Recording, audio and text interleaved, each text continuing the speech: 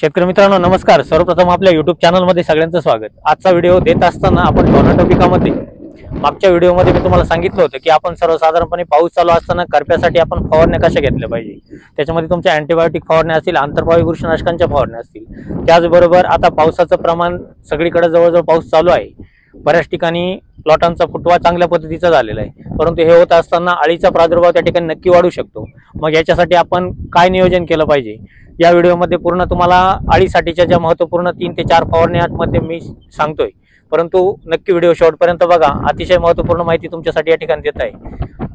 आता ही सर्व माहिती सांगण्यापूर्वी दादा तुमचं नाव आणि मोबाईल नंबर सांगायचं। राजेंद्र नारायण गोराडे, वावी टुशी 74 98 76 26 02 मोबाईल नंबर। बरं, आपण मागच्या वर्षी प्लॉट बुकिंग होते? हो तुमचेच होतेच।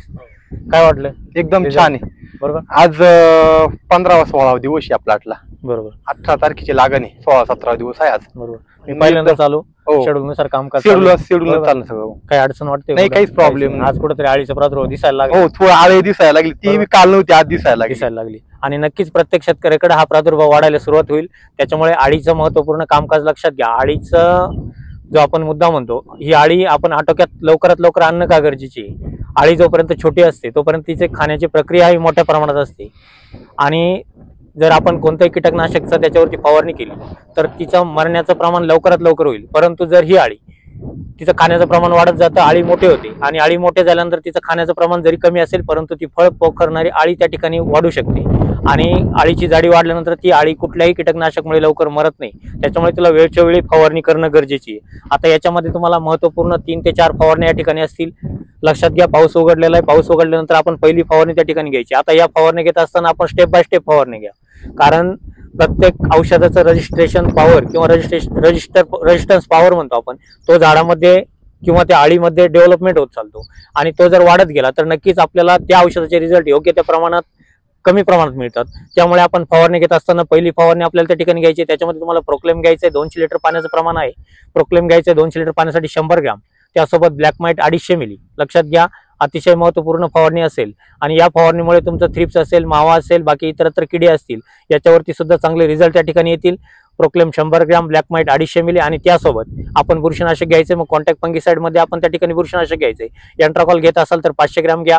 बाकी इतरत्र तुमचे जर ऊन पडलेलं असेल तर आपण त्या ठिकाणी सापची फवारणी घेऊ शकतो। साप घेत असाल तर 500 ग्रॅम घ्या। त्याचबरोबर आपण त्या ठिकाणी स्कोर घेत असाल तर स्कोर 100 मिली घ्या।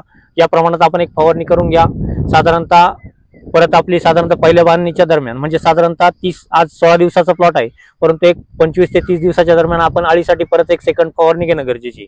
आता ही फवारणी घेत असताना आपल्याला बायर कंपनीचं वायगो, लक्षात घ्या, बायर कंपनीचं वायगो घ्यायचं आहे 100 मिली। त्यासोबत मोमेंटो एनर्जी 250 मिली ही एक फवारणी आपण घेऊ शकतो। त्यासोबत आपण बुरशीनाशक सुद्धा आपण फवारणी करू शकतो। मग तुम्ही कॉपर असेल, सल्फर असेल, कुमानेल असेल याचं सोडून किंवा आंतरप्रवाही काही वैशिष्ट्य पूर्ण जे औषध त्या ठिकाणी दिलेले असतात त्याच प्रमाणात आपण फवारणी घेणं गरजेची आहे। ज्याप्रमाणे शेड्यूल येतं त्या प्रमाणात आपण फवारणी घेणं गरजेची आहे। यानुसार आपण सेकंड फवारणी आपण त्या ठिकाणी करून घ्या। त्याचबरोबर परत एक 8 ते 10 दिवसांनंतर अळीसाठीची महत्त्वपूर्ण फवारणी त्या ठिकाणी असणारे नागाळीचा सुद्धा प्रादुर्भाव आपल्याकडे चांगल्या पद्धतीने होऊ शकतो। मग याच्यामध्ये तुम्हाला आबासीन, लक्षात घ्या, अतिशय महत्त्वपूर्ण फवारणी असेल।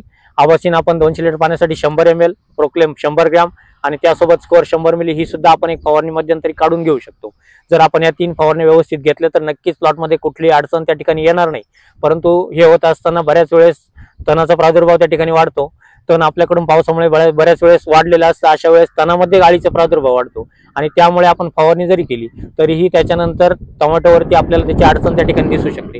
मग अशा वेळेस आपण समजा एक्सपोनस सारख्या कीटकनाशकची फवारणी आपण घेऊ शकतो किंवा डेलिकेट, लक्षात घ्या, डेलिकेट करत असताना आपण 200 लिटर पाण्यासाठी 100 ml या प्रमाणात घ्यायचंय। त्यासोबत परत एकदा आपण ब्लॅक माइट 250 मिली घ्यायचंय। ही फवारणी घेत असताना सुद्धा आपण बुरशीनाशक त्याच्यामध्ये वापरू शकतो। मग तुम्ही स्कोर सुद्धा वापरू शकता किंवा इतर आंतरप्रवाही असेल किंवा कॉन्टॅक्ट फंगिसाइड मधली फवारणी आपण घेऊ शकतो। मग तुम्ही एंट्राकॉल M45 Z78 याची फवारणी आपण फुलगळीच्या हिशोबाने त्या ठिकाणी घेऊ शकतो। आता ह्या झाल्या महत्त्वपूर्ण फवारण्या अळीसाठी, परंतु हेच करत असताना पाऊस उघडल्यानंतर आपण करप्यासाठी सुद्धा फवारणी घेणं गरजेचे आहे। आता फवारणी घेत असताना आपण जर आपल्याकडे ढगाळ वातावरण असेल, कुठेही पानं तापलेले नाहीये, कुठेही आपल्याकडे सूर्यप्रकाश नसेल तर आंतरप्रवाही बुरशीनाशक न घेता आपण त्या ठिकाणी कॉन्टॅक्ट फंगिसाइडची आपण त्या ठिकाणी फवारणी घ्यायची। आता फवारणीमध्ये तुम्ही कॉन्टॅक्ट फंगिसाइड मध्ये तुम्ही स्ट्रेप्टोसायक्लिन कॉपर सारखी एक फवारणी घेऊ शकता। स्ट्रेप्टोसायक्लिन 24 ग्रॅम, कॉपर 500 ग्रॅम ही एक फवारणी घेऊ शकतो। किंवा जर आपल्याकडे कुठेतरी टिपक्यांचा प्रादुर्भाव दिसत असेल तर आपण सेकंड फवारणी आपण त्या ठिकाणी घेऊ शकतो। त्याच्यामध्ये तुम्ही स्ट्रेप्टोसायक्लिन 24 ग्रॅम, जेड 78 500 ग्रॅम आणि त्यासोबत फंगिक्रॉप 500 मिली या प्रमाणात सुद्धा आपण एक फवारणी घेऊ शकतो। या फवारण्या जर आपण व्यवस्थित पद्धतीने घेतल्या तर नक्कीच त्या ठिकाणी अडचण येणार नाही। त्याचबरोबर ज्या ठिकाणी फुटवा होत नाही, लक्षात घ्या बऱ्याच ठिकाणी पावसामध्ये शेंडावरती वाढत जातो। आता तो फुटवा का होत नाही आपण हे सुद्धा समजून घेणं गरजेचं आहे। जमिनीमध्ये आपण रूट ज्या पद्धतीने आपली झाडाला वरती रूट फुटते त्या रूट पर्यंत आपली माती असणं गरजेची आहे। जर आपण माती टाकली नाही तर शेंडा वाढत जातो, पण आपण जर त्या ठिकाणी माती भरून घेतली आणि रूट त्या मातीमध्ये डेव्हलप झाली तर नक्कीच आपल्याला फुटव्याला चांगली मदत त्या ठिकाणी होईल। परंतु यासाठी सुद्धा तुमच्यासाठी एक महत्त्वपूर्ण फवारणी असेल, त्याच्यामध्ये तुम्हाला chelated zinc 100 gram, magnesium sulphate 500 gram, त्याबरोबर कॅल्बोनायग्रोचं रुबिकॉन तुम्हाला घ्यायचं 250 मिली आणि त्यासोबत आपण एक बुरशीनाशक एंट्रोकॉल असेल, जेड 78 असेल याची फवारणी घेऊ शकतो। या पद्धतीने एक फवारणी घेतली तर नक्कीच आपल्याला प्लॉटमध्ये चांगले चेंजेस, चांगला फुटवा त्या ठिकाणी दिसून येईल। फुटव्यासाठीची दुसरी फवारणी मी सांगतो, त्याच्यामध्ये तुम्हाला 032 500 ग्रॅम, त्यासोबत आपल्याला बोरॉन 100 ग्रॅम घ्यायचंय, 6B घ्यायचं आपल्याला 15 ppm। लक्षात घ्या योग्य त्या प्रमाणात आपण फवारणी घेणं गरजेची। 6B घ्यायचं आहे 15 ppm नी त्या ठिकाणी आणि त्यामध्ये रोको 250 ग्रॅम ही एक फवारणी आपण काढून घ्यायची। जर या फवारणी आपण घेतल्या तर नक्कीच प्लॉटमध्ये फुटवा असेल, करप्याचा प्रादुर्भाव कमी होईल, अळीचा प्रादुर्भाव त्या ठिकाणी कमी होईल आणि व्यवस्थित नियोजन त्या ठिकाणी करता येईल। आता हेच करत असताना पहिल्या 3 ड्रिंचिंगांचा व्हिडिओ तुमच्यासाठी दिलेला आहे। त्यानंतर आपण पुढच्या व्हिडिओमध्ये आपण पुढच्या ट्रिपचे ऍप्लिकेशन त्या ठिकाणी घेतो।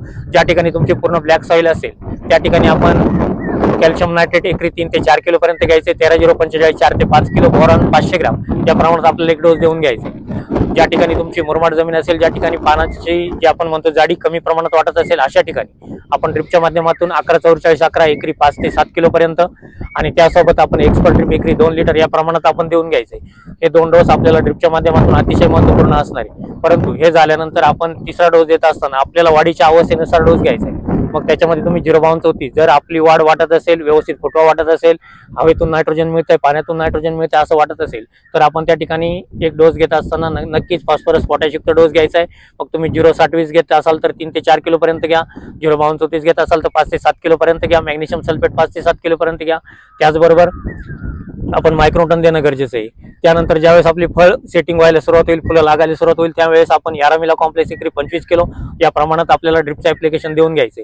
अशा पद्धतीचे प्लॉटचे आपण जर नियोजन केलं तर नक्कीच प्लॉटमध्ये आपल्याला चांगलं नियोजन करता येईल। झाडाची रोगप्रतिकार क्षमता वाढेल, मायक्रोन्यूट्रिएंटची डिफिशियन्सी त्या ठिकाणी दिसणार नाही, प्लॉटची काळोखी त्या ठिकाणी चांगल्या पद्धतीची राहील। या महत्त्वपूर्ण फवारण्या आपण करून घेणं गरजेचं आहे। यानंतर तुमच्यासाठी नक्कीच पुढचा फुटव्यासाठीचा एक वेगळा स्पेशल व्हिडिओ तुमच्यासाठी असेल। त्याचबरोबर पांढरी माशी असेल, नागाळी असेल याचा सुद्धा स्पेशल व्हिडिओ तुमच्यासाठी असेल। आता हे व्हिडिओ पाहण्यासाठी चॅनलला नक्कीच जर कोणी नवीन आला असाल तर चॅनलला सबस्क्राईब करून घ्या। व्हिडिओ आवडत असेल तर व्हिडिओला लाईक करा, शेअर करायला विसरू नका। धन्यवाद।